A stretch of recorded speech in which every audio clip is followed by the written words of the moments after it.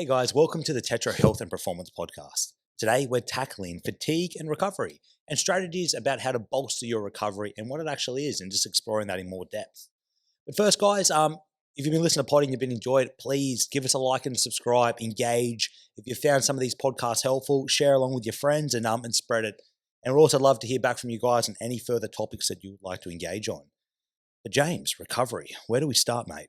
Yeah, well, fatigue and recovery. So you can't have one without the other, really. If we're talking recovery, well, we decided we wanted to talk about recovery because it's such an important part of training, and it's what you need after a big training session. You want to start your recovery as soon as possible. You want your recovery to be the best as possible, so you can get the most out of the next session.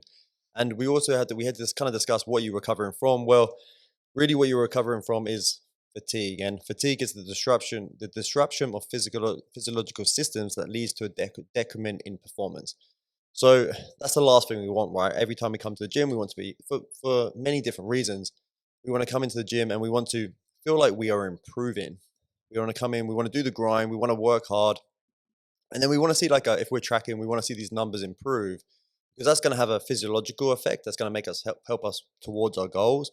It's going to have a psychological effect because we're going to see the numbers improve and we're going to be like, okay, well, I want to get back into the gym again because I'm improving. And who doesn't like that? It's such a big deal of training, right? Then like when we talk about fatigue, there's different types of fatigue. So we can talk about like acute fatigue, and we can talk about chronic fatigue, or chronic fatigue is also cumulative fatigue. So acute fatigue is continuously happening in some way. Like any stressor is going to have an acute effect, and if we can't deal with them acute effects, then we're going to have a cumulative of that effect. So if we don't alleviate it, then it will just build and build and build until we either have to have a bigger job of alleviating it for longer periods of time, or we can kind of nip it in the butt earlier. And when we're looking at a training session, well, you're increasing fatigue from the get go in a session, most likely. And that fatigue is going to be, I'm doing 8 reps. Well, in between rep, I'm getting fatigue. And I'm doing a set, I'm having a little recovery. Well, that's your recovery from the fatigue, where you might alleviate a little bit of a build up of fatigue. Then we'll do another set. So the aim of the session and the aim of training is to fatigue yourself. I think like the most productive training sessions will leave you exhausted and fatigued. And that's just a matter of fact. Like we have to challenge the system enough to improve. So this is what we're getting into today as much as possible. As well as that, we have like different types of fatigue, and we've discussed this in different podcasts. I think the strength podcast builds up on this a little bit. Well, we have a peripheral fatigue, which is you can think of it as like a muscle in my forearm or bicep or legs or butt being fatigued. And then we have this more of a systemic fatigue, which is your more brain orientated, more neuronal, like it's your central nervous system being fatigued. And then when we've talked about this a few times as well, but we have a bucket really that we can handle, and we have to, like, the bucket fills up, then we have to release that bucket of them stresses of all different types. And the best thing to talk about now, I guess, is causes of fatigue. Many factors, right? Like you just said, we're touching base in training. Like, yeah, fatigue, like if it's a tough, rough session, there's probably been a decent amount of intensity, right? We've probably lifted something pretty heavy, or we've been asked to lift something repetitive amount of times with minimal rest, or have some really high outputs. So things like volume, reps being super high, intensity being jacked up, like hitting the same things again and again, these will all fatigue us and start to smash our system. That's from a training perspective, some of the stuff that will happen.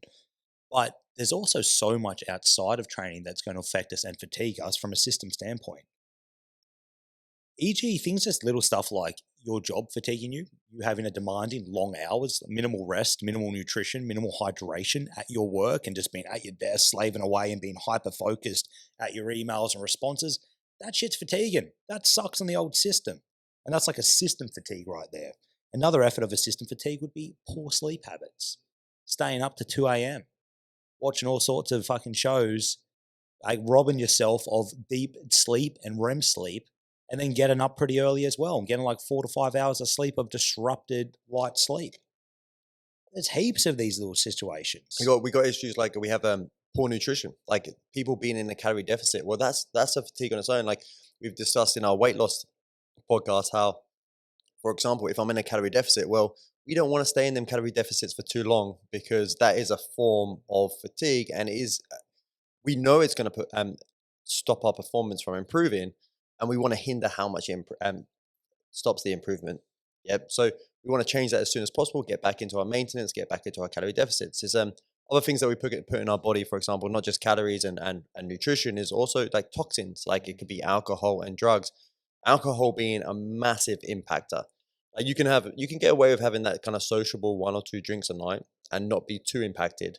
If you're having 3, 4 drinks a night, or you're having a big bender, like a big night out, then you are going to be massively affected by alcohol. It is going to become a massive fatiguer, and it's going to massively reduce your performance. It's sad, but it's just a matter of fact.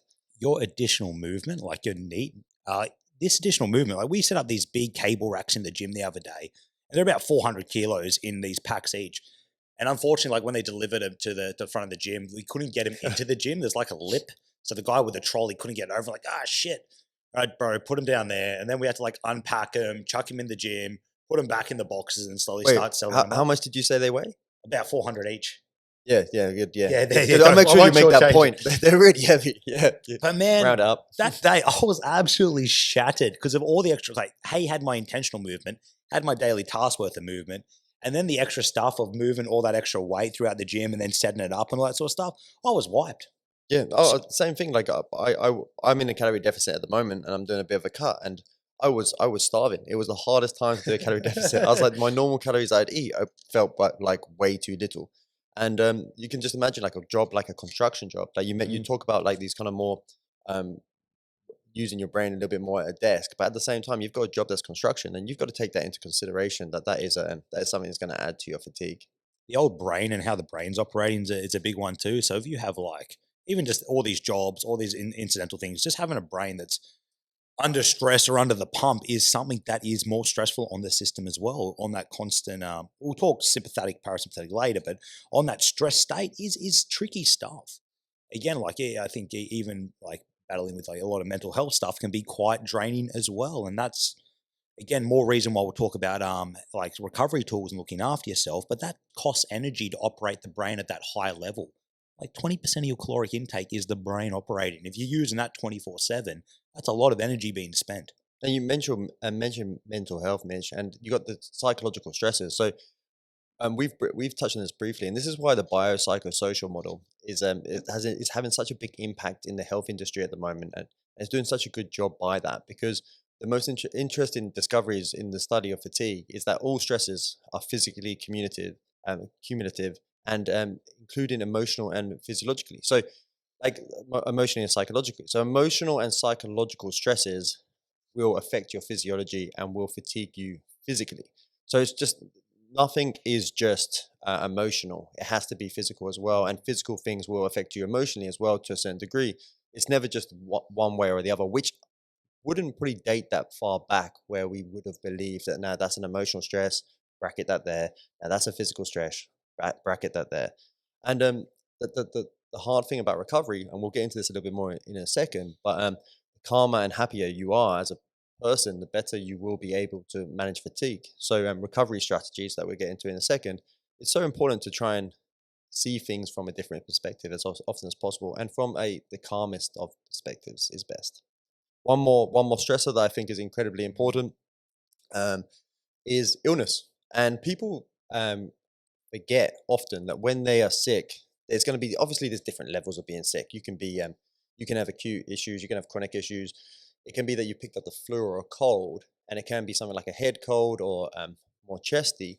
But the idea is that your body's response to illness or a cold is to fix that problem and to put most of its energy towards that. Like the reason why when you have a heavy flu and you are tired is not actually Mm. because you are tired as such. It's not because the illness is making you tired. It's because your body is making itself tired, because it's using energy towards the process of the immune system and healing itself. So it's a way of holding off energy to use it to its purpose of healing. And quite often I see people go and smash a session when they maybe are too sick to train. Yeah. And the issue is that if I train when I'm sick, then I'm dropping myself into a hole that I may not be able to recover from. I may not notice the impact from that straight away, but it might accumulate. I'm struggling with that word a lot, and I'm trying to use it a lot today as well. It might accumulate to a point where in 2 weeks' time to 3 weeks' time, that's when I feel exhausted. And if I have, say, for example, I need a certain stimulus to adapt, and then after I train, I get a certain amount of fatigue. Well, if I'm already sick, then I'm already down in that fatigue level, and training is going to drop me lower. Then how much extra recovery am I going to have to put in to even just recover? Not aside to actually adapt. Well, we have to remember that recovery and adaptation are different things. Actually, the ability to recover is like to come back to baseline. Yeah, the ability to adapt is higher than baseline. Mhm. So I don't after a session, if I'm always just recovering, yeah, I'm actually only just performing at per usual my usual state. But actually, if I'm recovering enough from a session, even more so, we have this thing called super compensation, Cool word. which yeah is a cool word, which has super in it, really good. And then it comes up even higher. And then the next time I train, I should actually be improving. So that's a big telltale of whether or not I am recovering enough. So I think illness is one that people forget a lot. There's a good rule for illness as well. Like with a head cold, train, see how you feel. Anything below the neck, probably best to stay back away from training for a bit until you recover. And then obviously with flus, you kind of got to judge your body a little bit. I would probably not be training with flu and try and recover as fast as possible. And then you'll get more out of your training in the And end. you like to think Bit too, of a like rant. more COVID-y now, like hopefully people are more switched on when they're not doing that sort of stuff and focusing on their recovery and minimizing the spread because that's gross. Don't do that, guys. Yeah. Go Yeah, chill. don't cough on your coach. He doesn't want to be sick. He doesn't have the time for that. But like it's nuts. The body is telling you I need to slow down by making you hotter, making you tired and lethargic. It is trying to talk to you and say, "Hey man, I need you to slow down so I can spend more energy fighting this infection, fighting this whatever it happens to be." So like listening to your body and acknowledging that and then creating the situation where you can optimize recovery and speed up the recovery process. I think energy is the word there that Mitch mentioned. So, say for example, I have a certain amount of energy, and I'm sick. Well, that energy has to go to being sick. I'm pretty much saying the same thing again. But I need the additional energy to get better, and you just won't have that when you're sick. So you Yeah. will probably just dip yourself in a hole or just flatline, and you might be better off just And how staying many behind do your I phone. have? Like, I know lots of people. My wife's one of these ones. Will just go, "Shut up, buddy! I've got things to do. I've got to do the washing. I've got to do this," and just ignores it. And you know what? You're going to be paying for that, man. You'll be sicker for longer, or that sickness will progress another stage. Dude, acknowledge it. Slow down. Chill out. Optimize recovery when that starts to happen. Yeah, I feel like I know my body pretty well. I know when I'm just like, okay, I'm feeling like I'm starting to get sick. I need to lie down. Sounds like I'm like a laziness. big wuss, man. I turn into like a little kid when I'm crook. Need help. Lie down. Where's my soup? Yeah. But talking about like, okay, what is recovery? What is stress? What is recovery? Like, we can look at this at a nervous system standpoint. The autonomic nervous system, one of the commanders of the whole body, and there's two like sub commanders, and one they're on the same team, but they have like opposite roles. One is like sympathetic, which is like your fight and flight jacked up system, and this is like just think of this as stress. Like in a training world, this is us training. Like it has to be sympathetic for adaptation. We have to stress the body for it to do cool stuff afterwards. Stress is also sympathetic system is getting yelled at work and like getting into trouble. That is the kids are absolutely a nightmare and doing your head in. That is that sympathetic system in flight again, and we need this from an evolutionary standpoint. You're like collecting your berries, collecting your food, and you hear a big tiger out in the bushes, and you've got to bolt it or fight it. That is that sympathetic system saving your goddamn life. A keynote with that sympathetic system, then, from an evolutionary standpoint, that was only for us to run away for a short term, for a minute or so. Like, that sympathetic system was there to go, run, all my body, everything fire at maximal capabilities and get out of there. But then that sympathetic job wants to be done. Then its old mate, the parasympathetic friend, wants to kick in or be able to downregulate. This is the cool guy, man. This is the one that relaxes us. It helps rest and digest our food, helps us recover, helps us get into deep sleep, helps us to chill, to exhale, to breathe, all these sorts of cool things. And these two systems, they're there together. They're like friends, but they also work in a bit of a tug of war. When I'm truly sympathetic, I'm like jacked up, I can't switch and flick my fingers and be straight to parasympathetic. It slowly needs to be pulled over and we need to tilt the scales to that side. by influencing our environment or having variability through our nervous system and be able to switch into whatever system we need for the task at hand. And sometimes the task does call for us to be overly engaged and oversympathetic, like a maximal squat, like a maximal weight on our back where we need to fire that system up. But when I want to have a sleep and I want to chill my body out and I want to start working on my recovery, I need to be able to influence my system to the exact opposite state, into that parasympathetic state, that recovery, that cozy, dozy, relaxed state. And learning to have variability between the two, it is a skill set. Oh yeah, and totally. And along with that goes the hormonal system, and it's just the same things are in play. We've spoke about it as well, like catabolic and your anabolic. Well, that you're thinking about that fight and flight. Well, that's your catabolic. Well, what's happening is the body is picking up the heart rate. It's bringing energy out, right? It's pulling energy out of everything to push it around as quickly as possible. And if it needs to, it will break down things like muscle for energy, right? That's why we kind of look at it as that catabolic. And then we have with that catabolic, we probably know these hormones. You've probably heard of the cortisol hormones or insulin hormones. Well, these are your more stressor hormones. They're hormones that are putting energy around to deliver energy about the body. And then we have our more anabolic hormones. We have like, well, the biggest one of them all, very famous testosterone, which is its ability to actually repair and heal the body in both men and women. It's not more one than the other, but um, is so important. And when we're looking at being like that rest and digest, is the time where that testosterone actually comes around the body and starts doing its repairing jobs more so than not.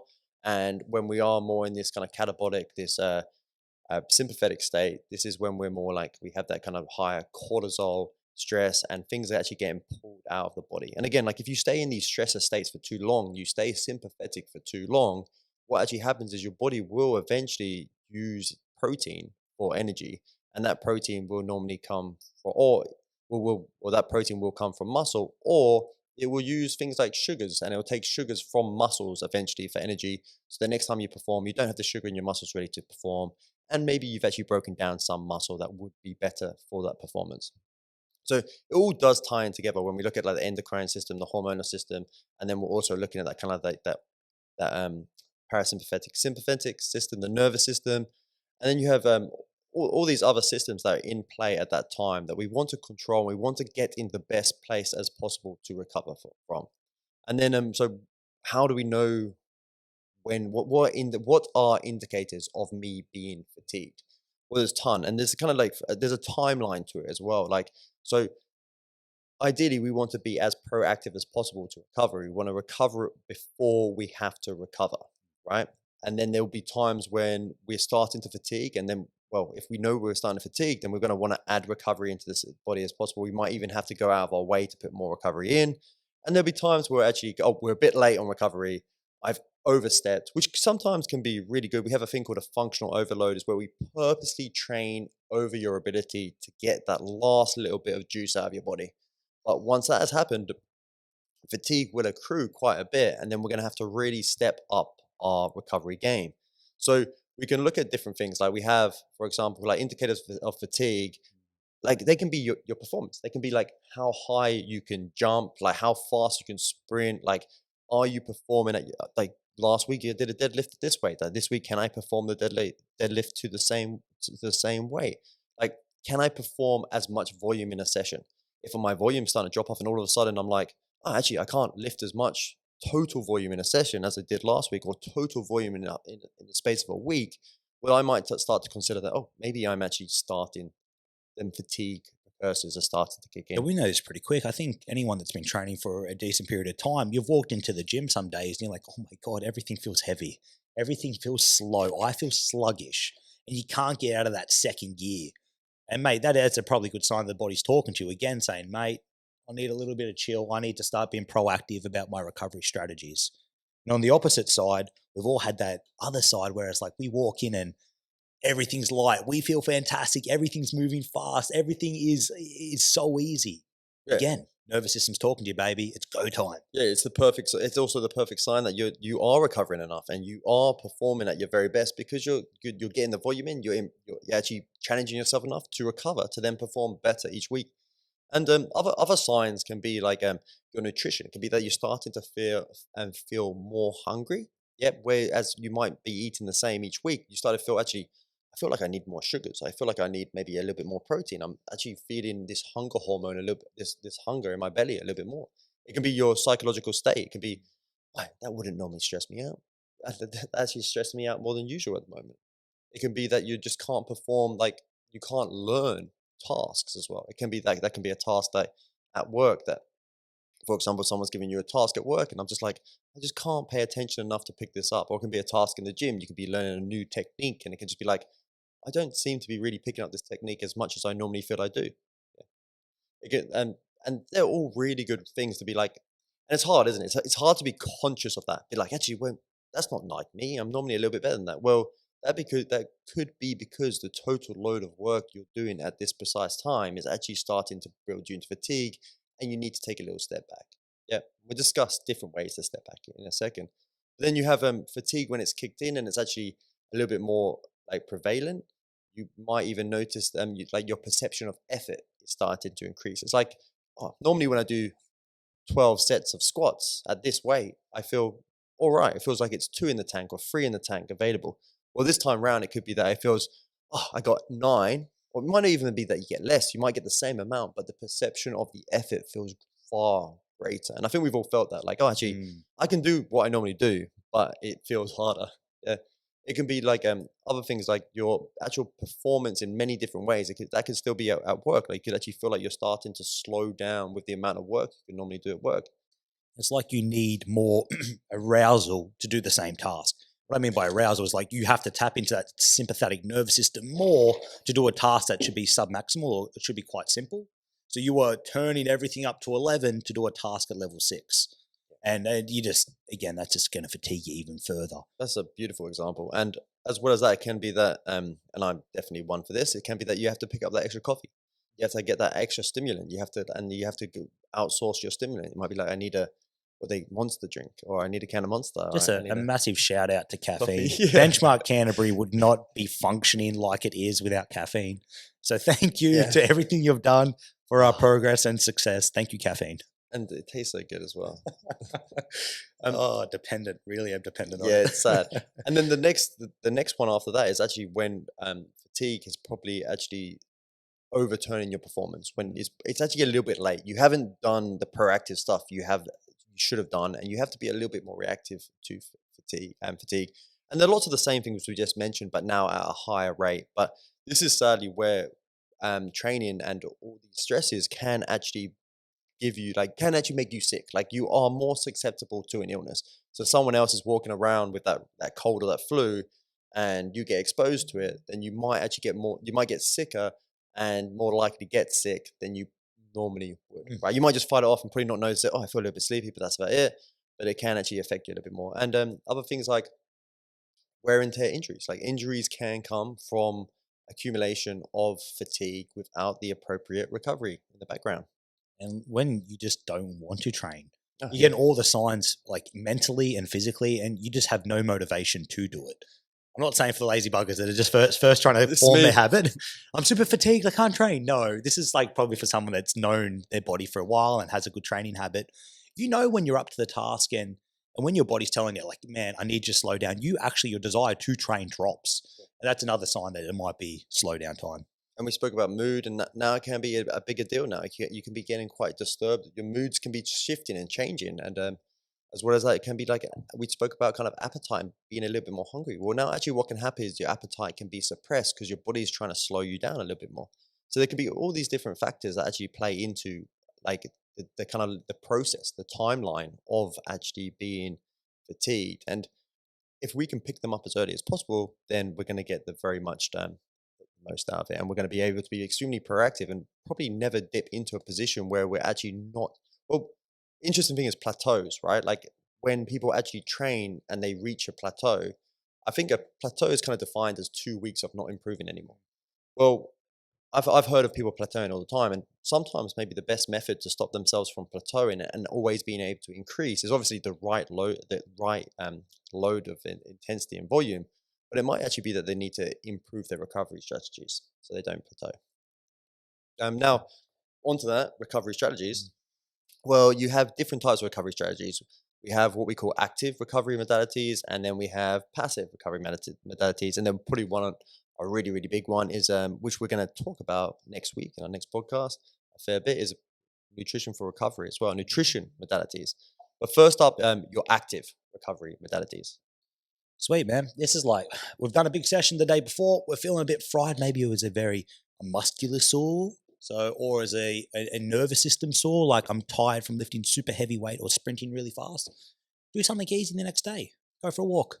Go for a swim. Do something that's super submaximal. Yeah, it's probably even enjoyable out in nature in the sun with some friends, ideally. And you just relax. You're having a good time, but you're moving the body. This might be kicking a football. This might be chasing the kids. It can be honestly anything. Super low intensity, enjoyable, relaxing, but still movement. Yeah, and it can be in so many different ways and forms. Like it can be just like it can be that, okay, instead of my big strenuous sessions today, I might drop the frequency of my training. So where I'd normally train, hey, Monday, Tuesday, Thursday, Friday, I might change one of the days and put in some like light active recovery. I might just have a light active recovery somewhere in my rest day anyway. But it could also be that I increase rest time between sets. Yeah, it could be that I decrease the frequency of training. It could be that I decrease the density, the total amount of work that I do in that week. Or it can even be to something a little bit more normally planned and a little bit more severe on the cases, is that I might actually organize a deload. So I might train for a month, get to this point where I'm starting to feel fatigued, and then actually drop off the total volume and intensity for a week or maybe even 2 weeks, and then build back up to it again. So there's so many different ways of doing it.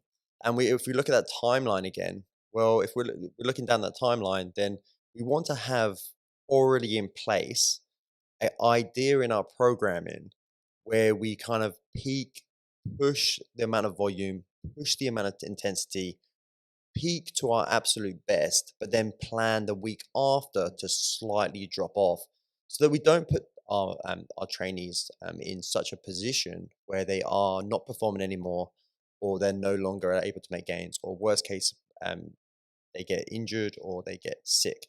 There's so many different modalities, so many different ways to put it in programming, that it's kind of like it's actually kind of fun finding ways to do it without slowing people down. It's that minimal effective dose, right? How can we get a result from these guys and girls? We've just given them enough. I hope you can see kind of too the faults in that kind of smash everything mentality, right? Crush every session, train at maximal intensity. Like life is stressful enough when we can still get still positive effects with having training intensity and volume at like a level 5. Why the shit would you turn it up to level 10? Just for the sake of it's sweatier, it's messier, and it may look cooler. Get the dosage that we need for stimulus, and then let the buggers recover so they can come back again, hit another session, and so that they can deal with their other life stresses at a more of effective rate as well.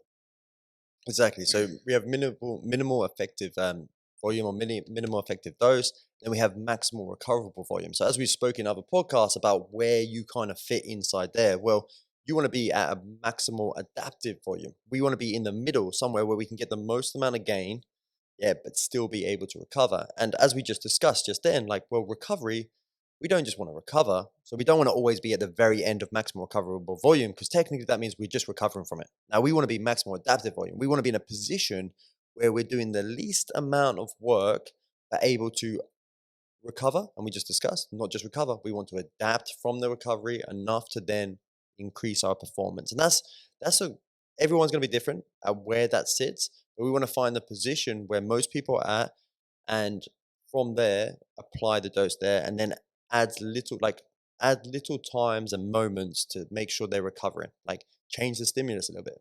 But that could be a really good way of adding recovery. Longer recoveries in between sets, longer recoveries in between days, like less total volume in a week. So many different ways. From there, we have a different type of recovery. So that's our active recovery. That's how we do that inside the training program, pretty much. We have a different type of recovery. We have our passive recovery strategies. So the hierarchy of that is the main one, the big one, the one we have a podcast on, and because it's so important that it deserves its own podcast for recovery, is sleep. Oh yeah.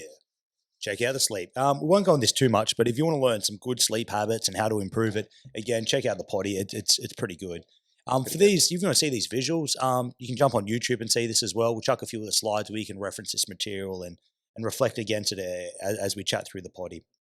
The next one after sleep, be able to relax. Yeah, we discussed in the sleep podcast a little bit. I'll just touch on this again quickly. We kind of discussed how there's these deep sleep cycles and then these lighter sleep cycles. Well, relaxation can actually stimulate the lighter sleep cycles, and they are cycles where your body does a lot of healing to itself. That's kind of like you do hear about it in meditation. You hear about people get into a state where they feel extremely zen and pretty much like they're asleep. Well, you won't get the deep sleep cycles from meditation as such. You'll get the closest thing to it. So these abilities to relax throughout your day can set in the recovery process greater than other modalities. They can be extremely powerful, and they can be very different for people. There is a recommendation of about 60 to 90 minutes per day, and how much that can set you forward as a trainee or as an athlete. And ideally, like I said earlier, like probably the most important thing, like the ideal perfect case scenario, perfect world where you're an athlete, where you train hard and then you literally the rest of your day is all about one thing. It is about recovery. And recovery doesn't just mean lying down doing nothing. It's actually, there's more benefits in recovery from having social aspects, from doing hobbies, like challenging your brain slightly, challenging different aspects of your life. But we have so many different ways that we can actually, what relaxation can mean so many different things. It can be spending time with friends, family, and pets. It can be like playing an instrument. It can be like playing an instrument. It could be another type of hobby, all the way to like using breathing techniques, Mm-hmm. like Like we talked yoga, Netflix. meditation, chilling with mates. Yeah, Social aspects, I think, are one of the best. If like doing any one of these with another person that you actually like, not people you don't like, that's yeah, don't do that stressful. to yourself. Yeah, but they told me to hang out with people. No, Yeah, people you like, right? They chill you out, and they've got that chill vibe. You can do like the lazy man thing of watching a telly. Nothing wrong with that, man. If that chills and unwinds you. there's a reason it's called Netflix and chill. Yeah, man. For the gamers out there, a bit of gaming, if that turns the mind off and calms you down, gaming, man, awesome. Beautiful stuff to down regulate the body. And these days, like, there's obviously a need for it in society because we have things like it's called, is it Man Cave? Man Cave's one. Hmm. There's all they're popping up everywhere, and they're loads of places where you can go to get massages, do saunas, do cold dips, be in deprivation chambers, um, like what they call it, like hot tubs. So there's all these different things popping up around at the moment because it's obviously seems like something that people need to spend more time doing. And we're such an active society. People are so like tuned in on their phones and stuff all the time. So I think relaxate that is probably not what relaxation is. It's probably one thing that is here that probably isn't relaxation is being on your phone, getting that constant feed of stimulus. You probably want something that actually provides a little less stimulus than that. Yeah. Yeah. I probably missed a window with tying this one in, but I just want to slightly go back to nervous system stuff. I want to talk about like you can make your nervous system more pliable. So you're like, where am I? Am I sympathetic? Am I parasympathetic? I don't know. I can't tell. I don't know what to do. Well, you can look at this through some metrics, and we've talked a little bit of this in the past with others, but I'll go a little bit more in depth here. Your resting heart rate is a pretty cool reflection to where you're at. So, like, just for sake of easy numbers, if you you check your heart rate, you check your fingers on your wrist, and you count them for bloody 20 seconds and times it by 3 or 15 times by 4 or whatever. And like, let's say 60, for example, you do it for a week. 60 is your average number. Cool, happy days. I wake up that next day, I had a big stressful day, life was nuts, training was nuts, everything was nuts. And it's like 68, 70 beats per minute in the morning. Oh shit, that's a system that might be a bit stressed. You might be working a little bit harder than you need to. On the other side of the coin, that heart rate's a little bit lower. And that's like, I don't know, let's pull a number out of our butt. 55, 54, that's cool, man. You know what? Guess what? That nervous system's saying like, dude, I'm pretty cool. I got the rest I needed. Let's go kick some butt. That resting heart rate's a pretty cool one. It's anyone can do it, right? There's no barriers of entry there. But if you're looking for something a little bit more accurate, your heart rate variability, and these are like tools you'd have to buy, software like Aura Ring, Whoop Band, and I'm sure there's others out there at the moment. But that will also take a real good picture for you during your deep sleep cycle to where your nerve system's at, and that is measured in milliseconds. And that's saying like the bigger the number, the more distance there was in a heartbeat. So like that 60 beats per minute, it's not on every second. They stagger out at different intervals, and this like software captures it at your deepest sleep. And as that number gets greater, that shows more parasympathetic tone, like a body or a system that's more has the ability to relax. And we can use that number when we open up the phone. And if we're like saying our HRV is really high, we're like, ooh, I'm good today, baby. HRV high and resting heart rate low will pretty much correlate with each other. So as that heart rate variability starts to lower, we know again that's another warning sign that, hey, I might want to take things pretty kind today. I might want to go for one of those active recovery ideas. I might want to take my training volume down a little bit. And I might want to look maybe to the next night trying to go to bed a bit earlier and get a bit more sleep or wherever it happens to be. And these are just very powerful tools, but they're tools. You have to use them to work on them. The cool thing is you can establish what your base HRV is, and then you can start introducing some new things into your life to see, can you improve your HRV? Like you'd be looking for the low-hanging fruits. If you're not a great sleeper and you start changing sleep habits and you see your net average HRV get higher and higher, guess what? You've got a more pliable nervous system. You have more variability in your nervous system. You can go up and down more gears. If you have a HRV that's really low and it's got not much like variability and not much movement to it, well, you got something to work on. You got some things that you can start testing and playing and see if you can get that body to be a bit more pliable with a bit more range, because you'll handle stress. Your body will have more gears to play with stress is probably the best way to say it. There's a really good way of saying it. Yeah, definitely. It's kind of like that. You could walk in a room and you could be like, fall asleep, or you could walk in a room and then be called on to, I don't know, save someone from a burning building all of a sudden, and you're ready to go. It's fucking cool. It's cool stuff. It's definitely worth checking out. And like, if that's something that you want to play with and learn how to have a bit more variability with your nervous system and learn a bit more about yourself, there's cool software out there for it. Again, the low entry is just resting heart rate. Anyone can do that one. Yeah, and there is one more as well as your recoverable heart rate. So it's kind of like your ability to, after you perform a session or after you perform like a higher intensity exercise that picks up your heart rate. Well, how quickly can your heart rate drop in that moment? So there's actually like 20 beats per minute in the space of 20 beats in the space of a minute is actually a good heart rate drop. And the faster you can get below 120. So we talk about kind of how aerobic work is 120 to 150 beats per minute. Well, when I'm doing some kind of cardio that actually picks me up, my recoverable rate is really important. How quickly can I step away from that? And actually, how quickly can my heart rate drop?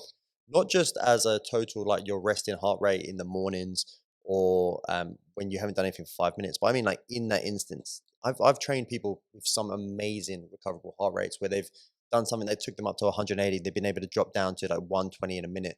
But that shows an amazing snapshot in time how well you can recover from that and recover from that specific stimulus. But guaranteed that is going to show you how well you handle stresses in general. Like there's nothing wrong with getting stressed. Stress should be adaptive, but stress tends to be maladaptive. It tends to be something that we just can't relax from.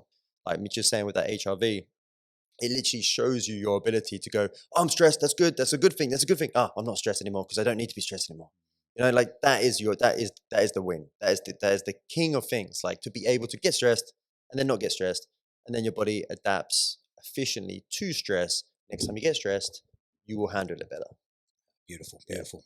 Cool. Like fantastic point, Mitch. Like really, really good that you brought that up. Oh, I almost It would have been such a shame to skip over that. forgot. So up next, just quickly, like we'll browse over it quickly. The power Nutrition for hour. recovery. Mm. Yeah.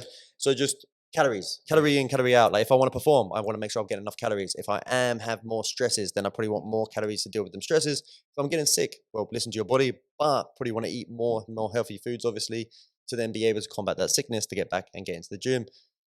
Macros are super important. Well, like too often do we cut certain things out. Number one, protein. If you want to build muscle, got to have protein. If you want to handle recovery, talk about stresses like cortisol that are going to break down muscle tissue. We're going to make sure that we have protein in there to rebuild our body. Other macros really important. Carbohydrates. They are your energy. They are the body's preferred source of most energies, especially for high intensity activities. Your brain loves them as well. Your brain loves them for energy. So like perfect for any kind of thing, like any kind of recovery from mental stress, psychological stress, physiological stress. And then a really, really important one that I think is really neglected way too often is hydration. Too often people drink when they're already too thirsty and they haven't. Have a drink while we go on about it. Yeah. Too often people drink when they actually haven't. So too often people are like leave it till too late, especially if you're training. You want to make sure you're hydrating yourself. You lose a lot of water weight or water from your body when you are training hard and sweating, especially in the summer days. And mate, get some salt with there as well. Like salt Yeah, with your food, or like if you're crazy, salt in your water. and sugars. Salt in the water, I can't do it. It's so gross. I But do anyway, it. do it, still do it. I do it. Yeah, But I went to the hot. I did a sauna day, and they actually had Celtic salts available on the side to drop into your water. So I did that. It's damn, beautiful, really nice. damn. And you can put like things like honey or sugars in your water as well. It's like it's them electrolytes that can be very, very important. They are electrolytes. It's in the name, right? It's the electrical signal. So like the more that you have in that body, the better the body can pass signals through the body. Yeah, get some salt in there, baby. Needs to be done. Do you want to do a quick hot take on some of the popular recovery modalities? Yeah, I think it's super important to kind of understand what actually works and what doesn't work when it comes to recovery, or whether or not they work or not, whether or not they actually are scientifically proven to work. So first up, talking about the sauna the other day, hot therapy. So hot cold therapy and hot and cold therapy. So hot actually putting heat on muscles can be incredibly good for what we call vasodilation. It's the ability to help the body travel like blood through the blood vessels. Whereas cold treatment does the opposite. While hot treatment is extremely good for the repairing of muscles and the rebuild of muscles, it's actually not so good for the ability to repeat performance the next day. But cold therapy is the opposite.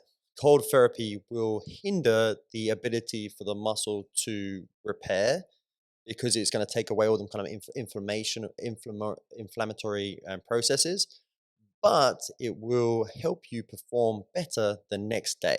Well, so we've got to choose whether we want adaptation or recovery and performance, which is an interesting thing to like kind of think about. We look at tennis players when they play a really big game in the finals of big competitions, and they have to play. Some of them have to play again 2 days later. Well, that's a perfect opportunity to use something like a cold plunge, so they kind of are ready to play the next day, but they don't get the adaptation from that actual individual session. Then when we are doing strength training, we're trying to build the muscle and become stronger or perform better, then that's when we're going to probably be looking at more hot therapy over cold therapy.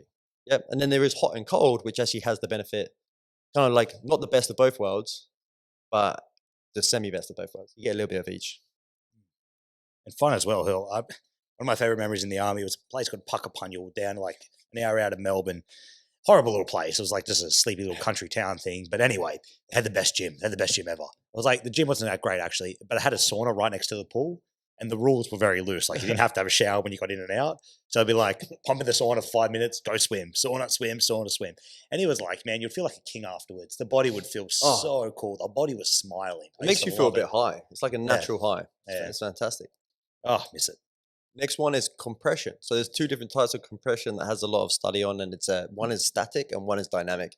So static is as simple as kind of compressive garments, and dynamic is um, machine garments mostly. So the static ones are kind of like what I'm wearing at the moment on my thighs, and they have good evidence to show increases of performance and better recovery. But even better, the dynamic is starting to have even more interesting feedback. It's like there's these things called these pneumatic recovery boots. I think you may have seen some. You've seen them before, right? Like people put their legs up and they have their legs squeezed, and what it does, it kind of has like a rolling, like rolling dough out effect, where it kind of rolls down the leg. And what it's doing is really there. It's improving lymphatic drainage, which is a system in your body that like takes out toxins and moves energy, moves fluids around, and as also that it just allows the body to like get better blood flow around the body. It improves the something called a pressure to pain threshold by moving pressures around. Like the next time you train, you actually might not experience as much pain, or might not have such a perceived stress from an exercise. It reduces muscle soreness and reduces oxidative stress from your more metabolic energy training days. After that, we have like therapeutic Mm. styles of recovery, which I actually think is only really having a bigger highlight now, but it's probably the most important of most. It's like your social, you hanging around with friends, like I don't know, having a psychologist to someone to speak to explain how you feel, like things that are actually way more important. That we discussed how obviously there's no one stress. Like they all become physiological, they all become emotional. Well, if you have a lot of emotional stress, then getting that off your chest to a trained professional or to a good friend can be incredible. Like it can be one of the best things for you, and that could be something that maybe that is weighing you down that can improve your recovery acutely and chronically, I would say. Massive, man, and not something to ever be demonized or stigmatized. Like, if your head needs help, your head needs help. Like, that's cool. It's like breaking your arm. If you go see a doctor, get it fixed. If your head's hurting, go get some help, man. Chat to someone. It will make you feel so much better. So please don't have any ego in front of yourself. And if you need a bit of help in that area, go seek it out. And interestingly, underneath therapeutic, we also have compassionate touch. Well, massage is under compassionate touch because however much evidence they've tried to find that massage is actually a good recovery modality, they have not found it as such. But they put it under a social setting, under the therapeutic setting, because it's actually like we believe that the feeling is probably a little bit more social. It's a little bit more psychological than people believe because you are just like you're lying down, you've got these calming noises, you're relaxing, someone's touching your skin on skin contact is an incredible power. And someone while they're massaging you, that's kind of what's happening more than actually what you might is happening to the muscle and tissue. Beautiful smells. It's dark. It's quiet. You're actually lying down doing nothing, which never happens. Yeah. And And someone's looking after you. It's great. yeah, 100%. Someone's looking after you. You're feeling cared for. You've got, like Mitch says, certain noises, certain sounds that actually can be very beneficial at triggering that parasympathetic nervous system. Smells, they have power to trigger that parasympathetic nervous system. So all these things act at probably a very powerful recovery tool just by switching you out of that stress, flight, fight um, phase and into your more rest and digest. Quickly, rolling off a few more. Yes, let's power these out. So we've got tons. We got a few, but we go through them nice and quickly. So we have things like recovery drinks. So recovery drinks aren't anything specifically special. They can just be helpful in increasing your carbohydrates if you need them, if they are something useful, and if they're needed for the type of training that you're doing or your actual total calorie input output a day. Foam rolling has no meaningful effects on recovery and performance, but has been shown to reduce the perception of DOMS, which is your delayed onset muscle soreness the next day. So it could feel like, oh, actually just my muscles feel a little bit better. So handy for stuff like that. Obviously, there is different ways of using foam rollers as well. Cardio, just active recovery, like we talked about. Cardio can still be intense. Like if you're running like at full pelt, that's still stressful, dude. But if it's light and it's chilled and it's sub-maximal relative to you, then it can be cool. I think an interesting one is NSAIDs, which is non-steroidal anti-inflammatory drugs.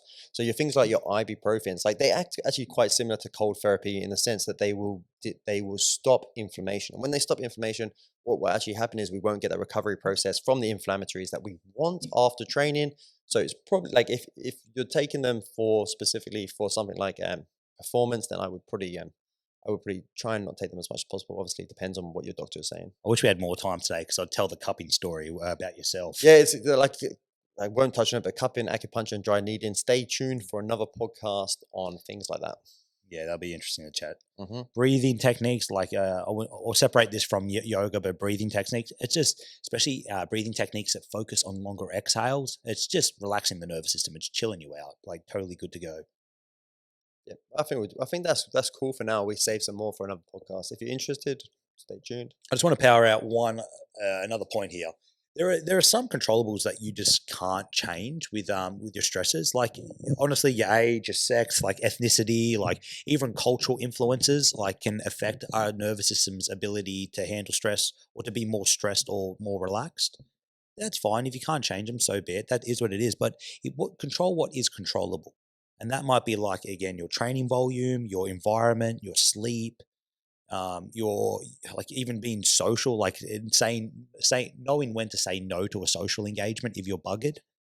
There are many things here. Relationships, like having a good relationship with your loved ones is calming rather than having something that's antagonizing. Your sleep, we talked about it, active recovery, training volume and intensity. Man, getting out in the earth and feeling the earth with your feet and getting sunlight on your Yeah, body is grounding. awesome. Amazing. Huge, right? Water, we talked about, breathing and meditation. Vagal stuff, we'll talk about it another day. Anything I'm forgetting here, Mr. Brim? No, I think we could just save the rest for another time, like sun exposure, stuff like that, light, different lights, like red light, blue light, and Oh so yeah. on. It's so much to talk about, but I think we're in a little bit of a hurry today, so we're gonna Well, we look take forward it to away. next week. Next week's going to be a fun one. 100%. Nutrition, baby. Fantastic. All right, man. Thank you, everyone. And we look forward to chatting to you soon. Thanks. Bye.